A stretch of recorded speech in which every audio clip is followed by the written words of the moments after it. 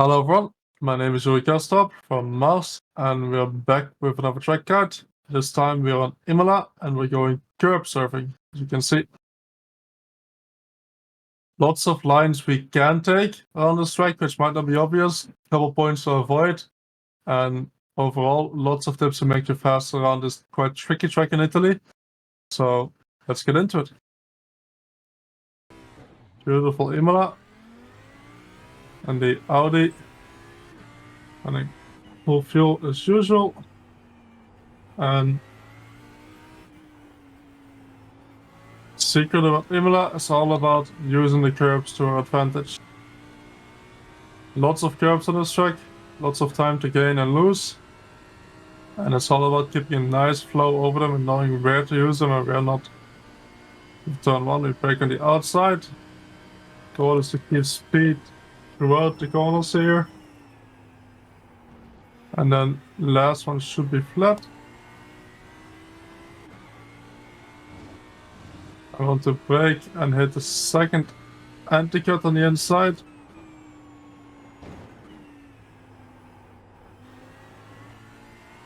The hairpin is all about keeping the speed on the exit.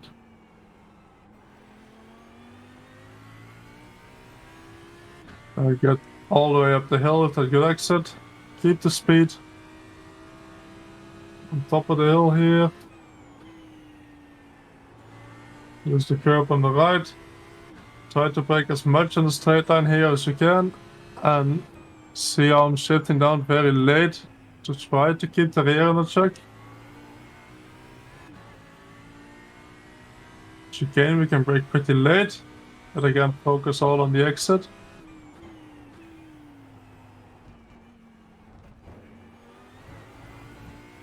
And then we get to the last two corners.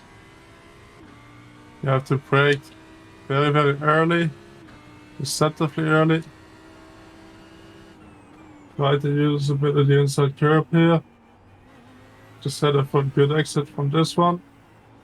And we're back on the start-finish straight. And from here it's all about taking that momentum you took out of the last corner. For a lap around Imola. Alright, so let's go to the outside cam to have a bit of a closer look at the corners and lines we're taking. So, when we get to turn 1, there's not really a reference really close to the track. As you can see, there's a reference on the right side here, but it's quite far from the apex I want to look at. So what I use is the curvature of the road here, and when this last bit curves on the inside, I use that as a braking point. So just before when the curvature ends here. What you can also do is use this entry road here or the 100. But for me, because again, I want to look at the left side already, this is quite far away from the track. I use this curvature on the road and use that. And then we brake, and we want to use as much in a straight line we want to brake, and then use all the track on the right side. That means I want to angle my car from the outside here, a bit to the inside to brake in a straight line. So we don't want to brake all the way straight to the inside, or we don't want to go all the way from the inside and brake straight to this, which is a mistake I see a lot on Imola. Coming from the inside here and then braking a straight line to here.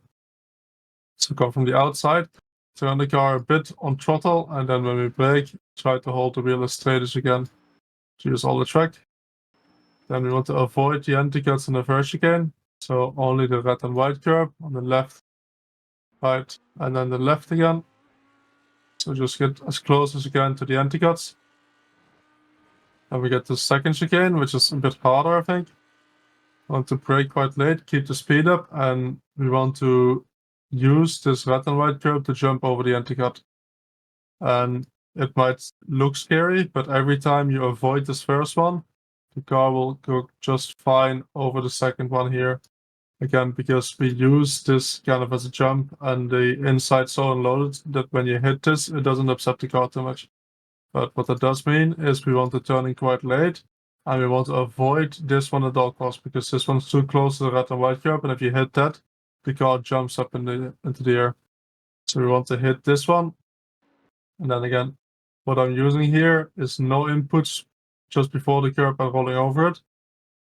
And then the moment we land, I go back on the brakes for the right-hander. The right-hander is a bit different you used to, with some setups, for example, in the old Porsche, do the same trick here. With the current update in the Audi, I need to drive around the curb. So maybe with your setup in your car, you can try the same thing on the right-hander. With the Audi, you need to drive around the anti-curb.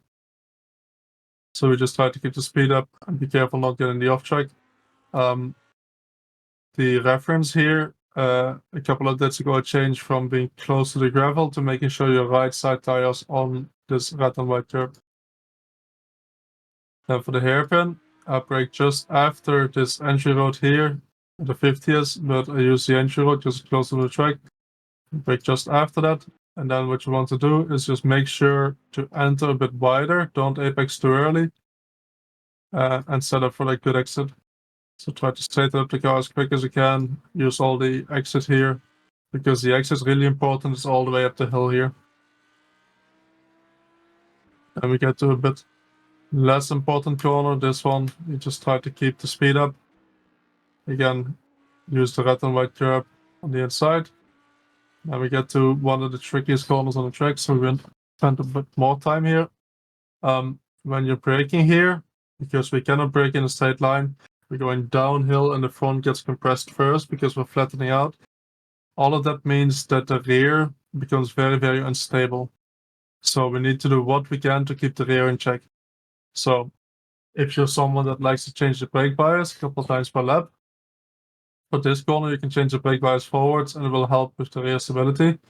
If you're someone like me that rather drives around the issue a bit instead of every corner changing the brake bias, I like to shift down very, very late here. So we come here. Again, of course, we try to straight line this as much as we can. So we come from the all the way outside, turn a tiny bit, and then start braking. But as you can see, we have to brake while we're turning here. So braking a bit. When I hit this curb on the inside, the car gets upset a bit, so I try to go off the brakes mostly. And then when we go off the curb again, braking as much in a straight line as I can, which isn't that much here, to this point here as entry. And as you can see, or here, we're still in fourth gear here, where normally you would shift down to third, get close to shifting out to second. I just keep it fourth gear, to keep that rear a bit more in check and try to shift down last possible moment here, down 2 gears, and then trying to keep the speed up for a good exit again up the hill.